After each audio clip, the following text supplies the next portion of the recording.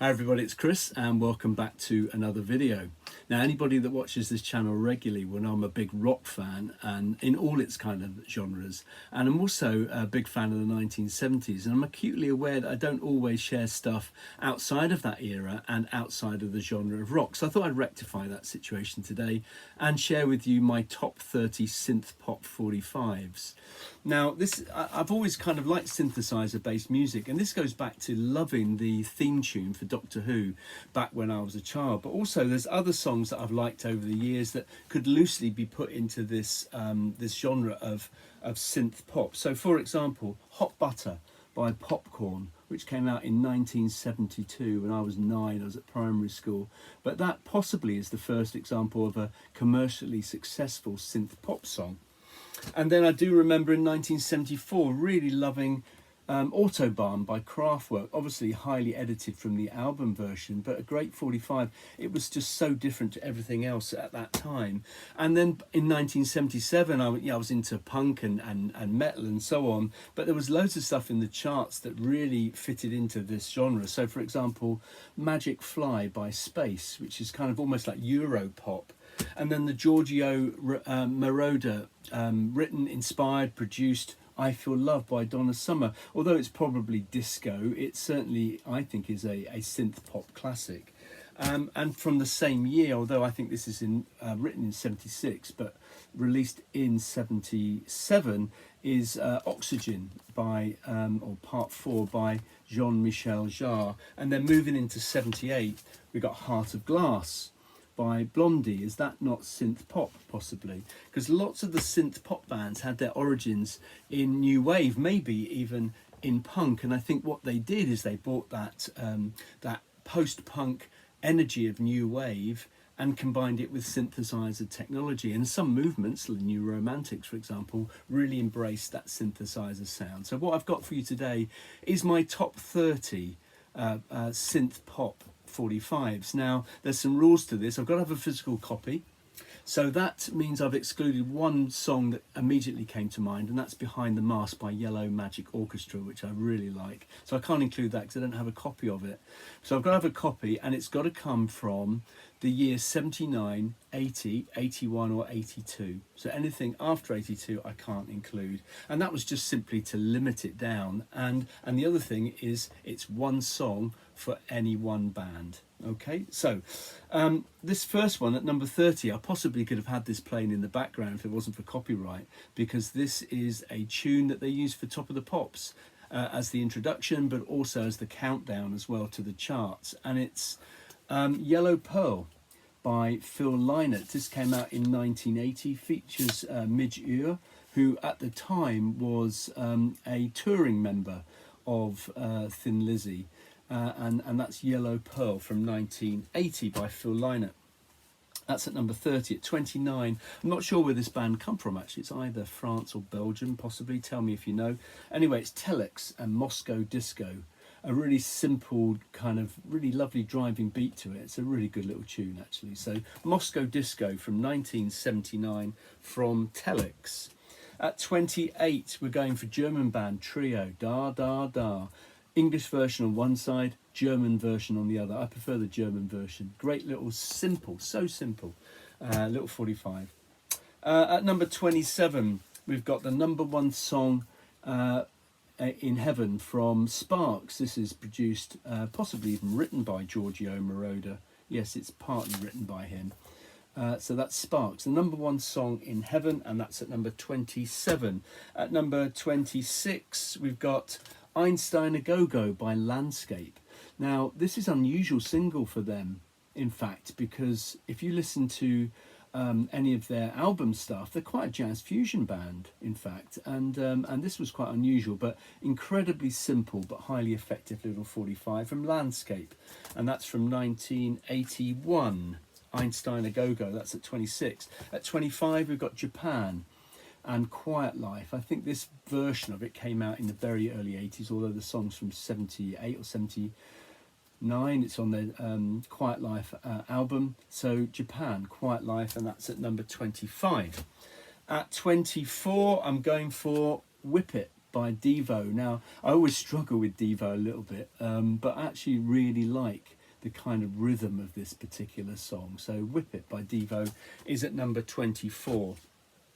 At number 23, and I'm denied about a variety of songs because this band have got a number of good hits from 82 and previous, but I'm going for probably their best known song. I would imagine if you looked on Spotify, this is the most downloaded song by this band, but I love it actually. Sweet Dreams Are Made of This by the Eurythmics. Fantastic band, beautifully produced, wonderful vocals from Annie Lennox. So Sweet Dreams Are Made of This, Eurythmics, and that's at 23.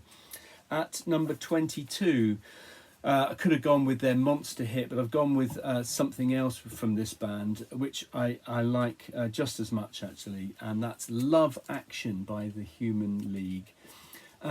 They were a band that certainly had origins in the kind of new wave sort of 77 scene, and Being Boiled was a contender, but I just love the tune of this one, and so I've gone for the Human League, Love Action at number 22. At number 21, we're going for Yazoo with Alison Moyet and Vince Clarke. Vince Clarke obviously came out of Depeche Mode, went into Yazoo before moving on to, did he go to the Assembly and then on to Erasure after that, but this is Don't Go, a classic song from Yazoo, and that's at number 21. At number 20, we've gone for The Passions and I'm in Love with a German film star, and that's from, when's that? Is that 1980? Yeah, no, 1981. So The Passions, I'm in Love with a German film star, is at number 20. At number 19, oh, I love this song. It's really cheesy, but from 1979, pop music, M, a one-hit wonder band for sure, but I just think this song is tremendous. I've got a 12-inch of that, it's just marvellous. At number 18, I'm going for Spandau Ballet and To Cut a Long Story Short. There's lots of songs you probably could have chosen by this band. I prefer their early stuff to their more sort of schmaltzy kind of smooth stuff like Gold or True. But that's a great little new romantic song. To Cut a Long Story Short is at number 18. At number 17, we've gone for John Foxx, kind of a bit austere and a bit sparse. But it comes from Meta Magic, which is just a seminal synth pop album. This is Underpass.